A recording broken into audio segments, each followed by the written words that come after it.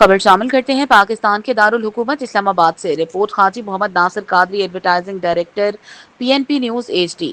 سابق وزیر اعظم آزاد حکومت ریاست جموں کشمیر سردار تنویر الیاس خان کی پاکستان پیپلز پارٹی میں شمولیت کے بعد صدر پاکستان پیپلز پارٹی آزاد کشمیر چودھری محمد یاسین کی رہائش گاہ پر ملاقات۔ چودھری محمد یاسین نے سابق وزیر اعظم کا پرتپاک استقبال کیا اور پارٹی میں شمولیت پر دلی مبارکباد پیش کی۔ اس موقع پر چودھری محمد یاسین نے کہا کہ پاکستان پیپلز پارٹی ایک خاندان کی مانند ہے۔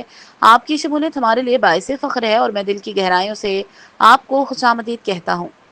آپ نے اپنے مختصر دور حکومت میں آزاد کشمیر میں بلدیاتی انتخابات کا انعقاد کیا، تعمیر و ترقی کے اہم منصوبوں کا آغاز کیا اور عوامی فلاح و بہبود کے لیے سنجیدہ اقدامات کیے۔ ان خدمات پر میں آپ کو مبارکباد پیش کرتا ہوں۔ ہم سب مل کر پاکستان پیپلز پارٹی کو آزاد کشمیر میں مضبوط بنائیں گے اور ریاست کی عوام کے لیے ایک جامع اور مؤثر پالیسی لے کر آئیں گے۔